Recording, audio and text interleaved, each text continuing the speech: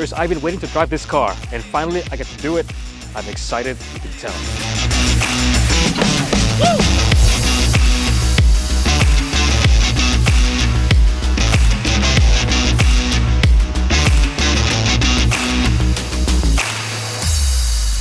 It was launched in Malaysia in late 2022, and we're now, as I'm standing here filming this, in late 2024, the final weeks of the year.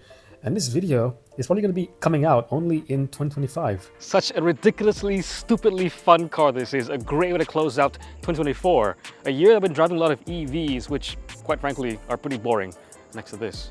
And when it did come out, I was like, yes, finally a real Ranger Raptor. So my bad, it's taken a while, but I'm getting around to actually reviewing this car. But yeah.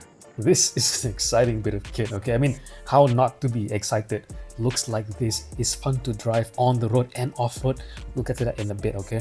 It's got 400 horsepower. And it sounds pretty mean. And overall, just a damn cool car. Anyway, I can't talk too much about the car. Gotta maintain the poker face, otherwise I'll spoil the review. Anyway, I'm Jim, this is Carlist, and this is the Ranger Raptor V6.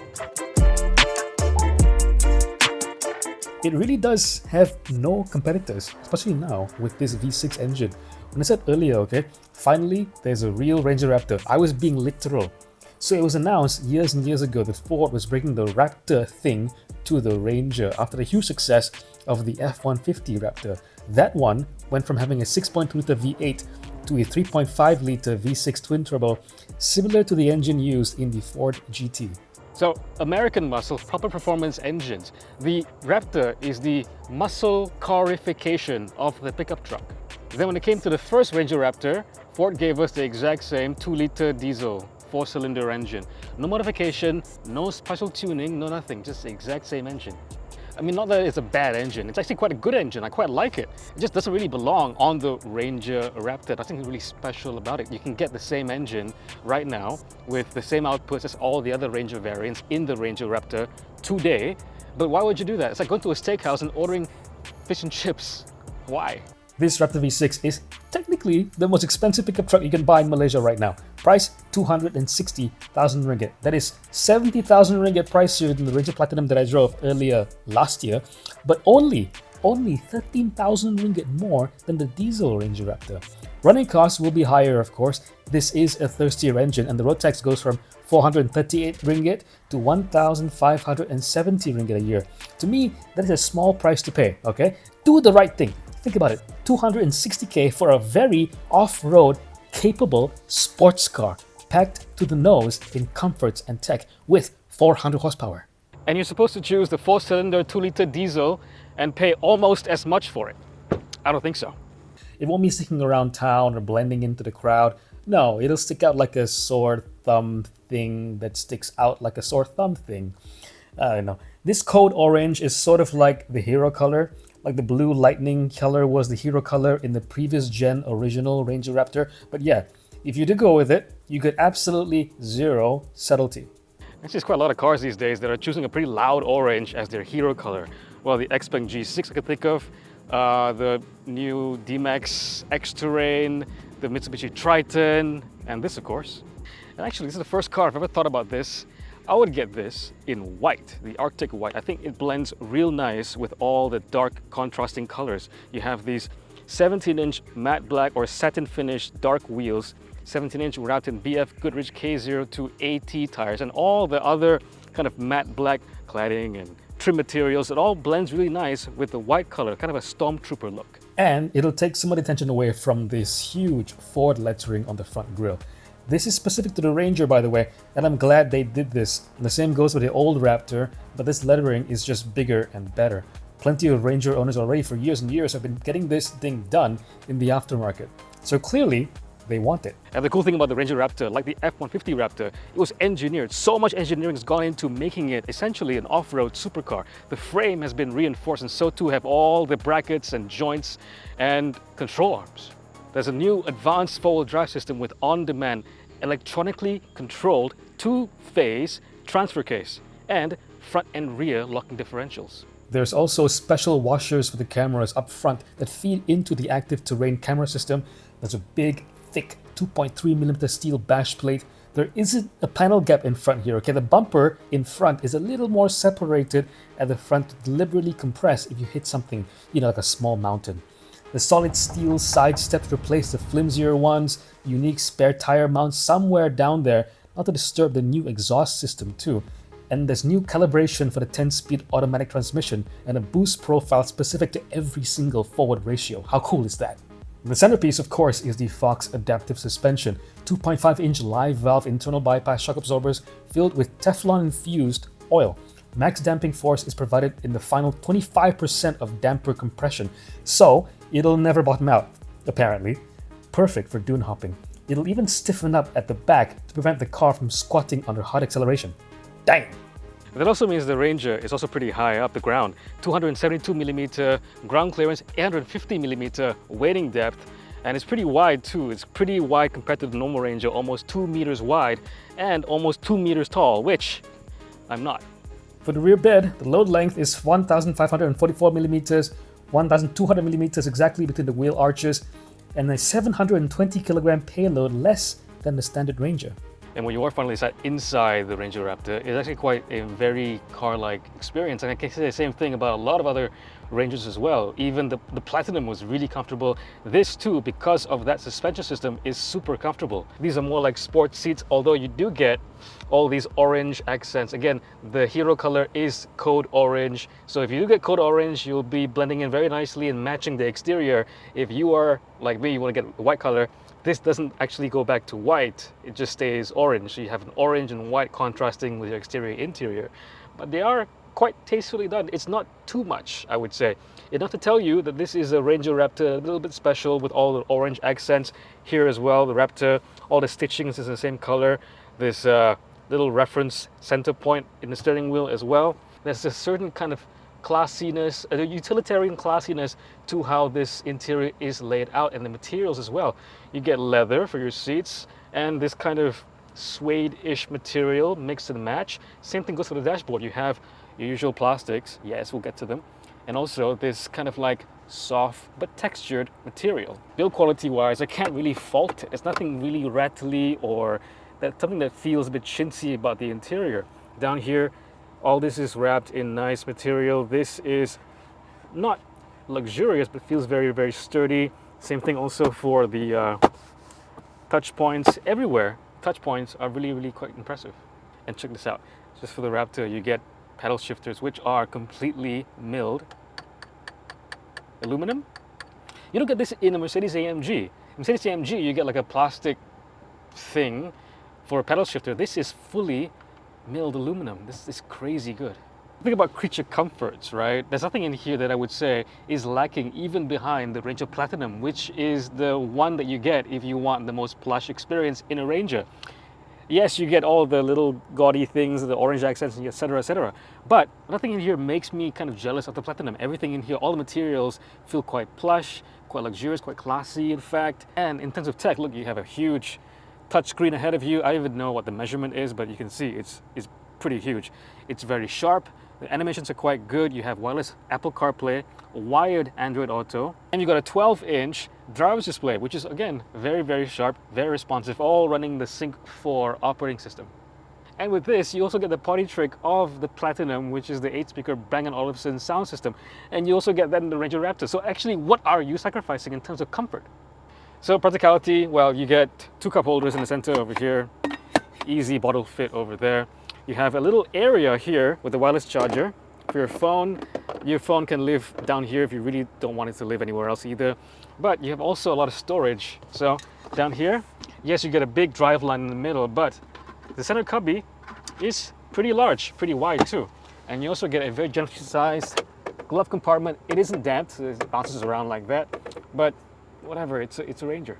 Plus you have this area over here, put some extra stuff, and a secondary glove compartment over here.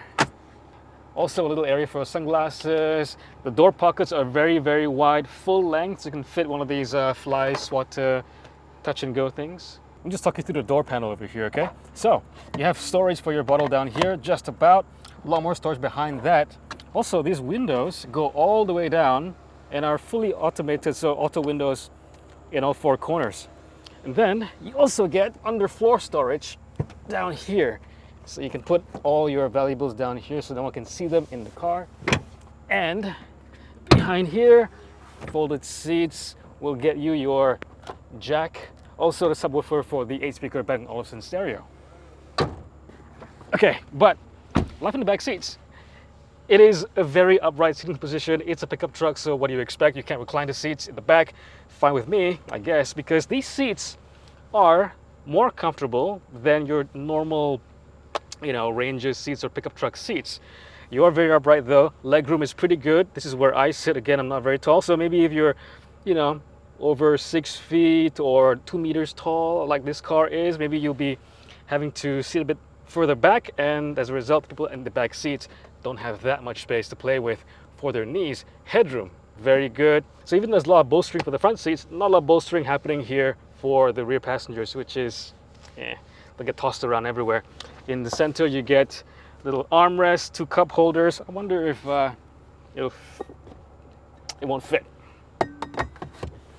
Elsewhere, you get air conditioning vents, 2 of them down here, one USB-A, one USB-C. When I think people actually credit the 86, the GT86, the GR86, and the core appeal of that car is because, and why it's so popular, is because it puts fun factor above all, okay? It is at its core a car that brings accessibility and the simple core pleasures of driving back to our hands, because usually that would be in the hands of millionaires, or like if you want to just modify your car just to access fun driving and make it super fun to drive.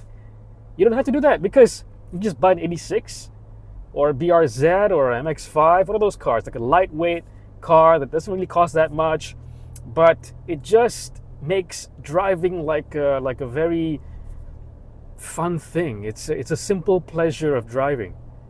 And the thing is, I think this, at the core of it, is very much like that, okay? It's big and heavy. It's 2.5 tons around there. But it puts fun factor above everything else. And that's why I love it so much, okay? It is such a fun car. The exterior is fun. The driving is fun. The way it performs on and off-road is fun. It just was engineered to put a smile on your face. And I can't tell you how much I love that approach. It's so rare. Everything these days is made to be like super fuel efficient, super safe, super sanitized, super done for you, super boring. And this just isn't that. This is actually the opposite of that. Look, the GT86 is one of those lightweight cars. You can akin it to like a beef brisket. A lot of flavor, not a lot of fat, but a lot of flavor.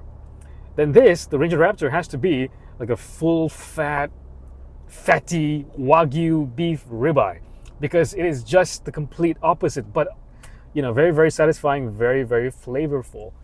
And I'm sticking to that reference, okay, guys? And you know what? The weird part is that the ribeye, the Wagyu ribeye, costs less than the brisket, because if you're gonna buy the GR86 brand new in Malaysia, that is 295,000 ringgit. The Ranger Raptor has more power, is more versatile, is more practical, costs 260,000 ringgit. So you save 35,000 ringgit.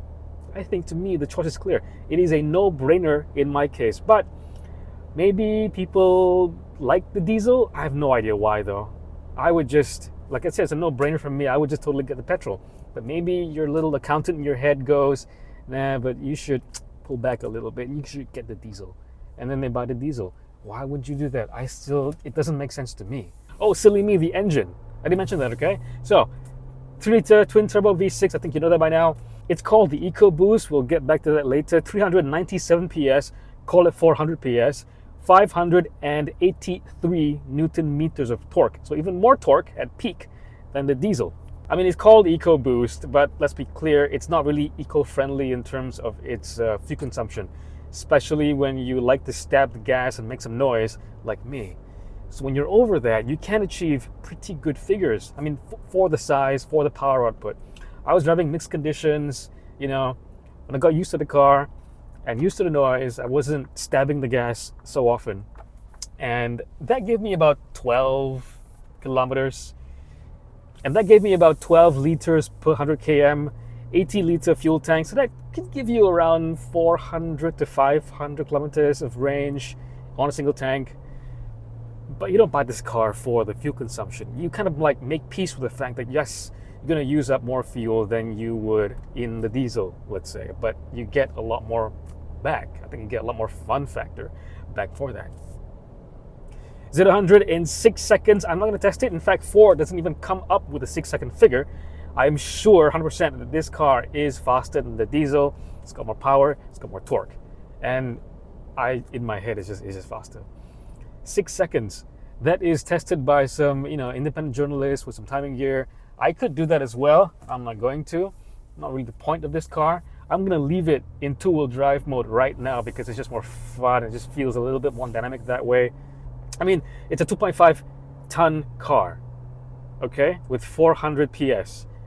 That's not gonna yield great economy numbers, but it's going to be pretty good. I think this car, all told, produces better fuel economy than I was expecting.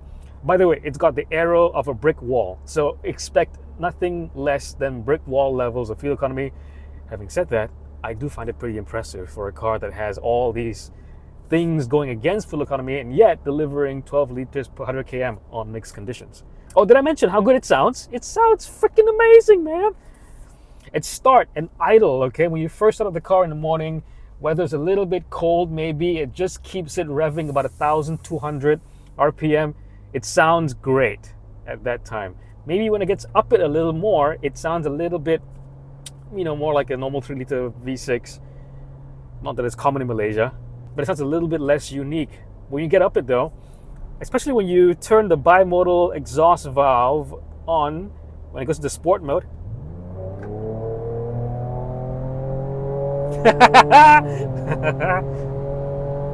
woo! Yes! It does sound pretty good, like a little mini GTR. Less bassy, than the R35, but it's still really, really good.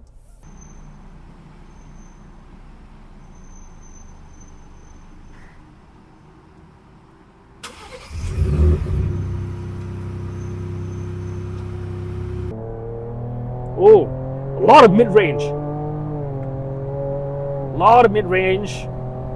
Really quick, 160 right there. Okay, let me just slow down a little bit. Yeah, this is like twice the fun of the diesel, twice the fun, because it gives you that visceral feeling. It makes you sweat a little bit, and you're well aware of the fact that you're higher off the ground and you've got 2.5 tons rolling down the street. Yeah, the brakes are actually pretty strong. I wasn't expecting to stop that rapidly, but I did. Maybe, going down a hill and using the brakes way more often will, lead it to overheat with all this weight coming up upon it. But over there, I was pretty confident in the brakes. Yeah, let me just get back to the sound, okay? It does sound really, really good. I leave sport mode on for the exhausts all the time. Unless I'm on a highway, I don't want the drone, so I put it back into quiet mode. But yeah, you can put it into quiet mode and it gets real quiet. It is the considerate, polite mode.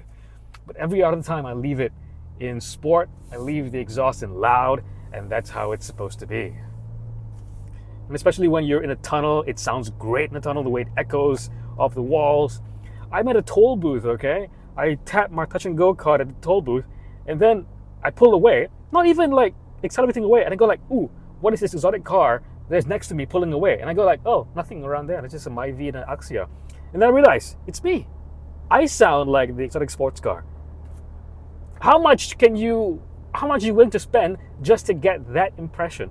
260K, what other car can give you that impression? This car does so much more than any other car you can buy at this price. It is such a chameleon. I can't believe how much I like this car and how much I wish I could afford it. There's a really, really cool anti-lag system, okay? It is rally derived. Of course, the anti-lag phenomenon and the word, and it's all a part of rally lore. Okay, the deep, deep lore of rally. It just sounds cool. My car has an anti-lag system. Everyone will go, whoa, you must be really serious. But this car just has it. Doesn't really make a big noise about it. You don't really feel it happening. And by the way, it's only in Baja mode, so I'm not going to use it. Well, the reason why you have anti-lag in the first place and why it was so popular in rally is because you want to have complete zero lag. Obviously, the name is there, anti-lag. So when you would go to like a really, really tight hairpin or something, you would get off the gas and you go back on the gas really, really quickly. And you don't want to have any lag between those two things, between those two commands you put with your right foot. So the anti-lag system in this car, it keeps the throttle wide open. In the same time, it also keeps the fuel injectors primed and at idle. So some fuel is still going into the cylinders and keeping the turbochargers spooled. So up to 3 seconds that takes effect, you can go back into the gas and there will be absolutely no lag. So anti-lag effectively. Look, this car, despite being a high off the ground pickup truck, it is such a great handling thing. It's riding on tires that shouldn't work. I just put into sport mode right now. This Fox Racing suspension, it is so, they transform this car. To me, in my opinion, this is the only proper performance pickup truck in Malaysia being sold over here. In America, you have the F-150, right?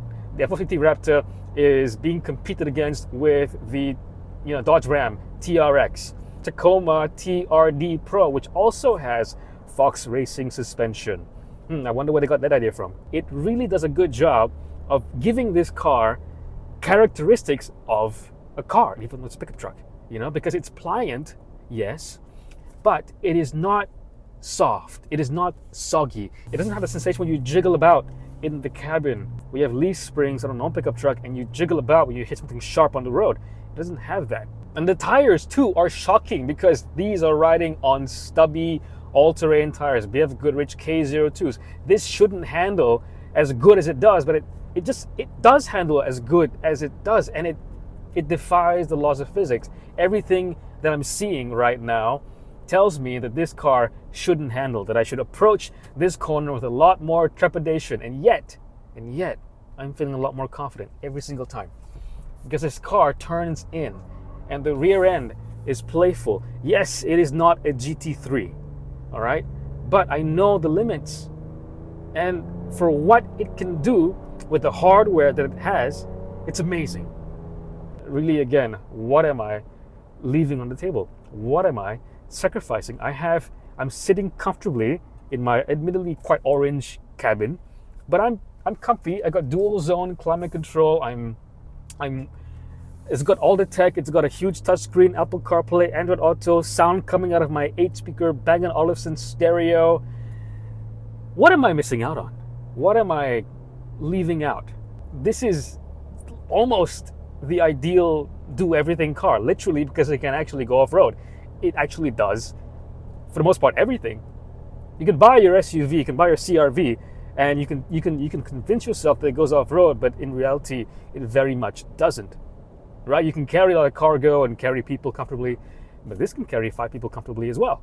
I can carry cargo. It's got a big bed at the back, and it can go off-road, and can put a smile on your face, way more, and it makes a great noise, and it has 400 horsepower. Honestly, I can't think of a car as talented as this, that puts as big of a smile on my face as this, with this breadth of ability for the same money. I mean, it handles really well. It's really fun to drive on road, very playful, and handles the off-road stuff really, really superbly.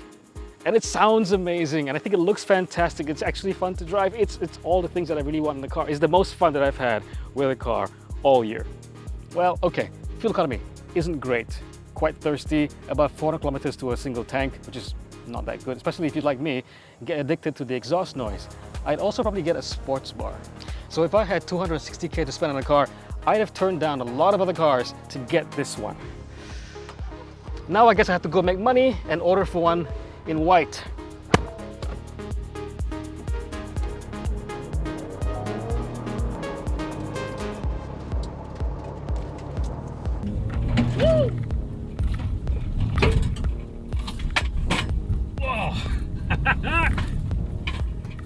Most fun car I've driven all year.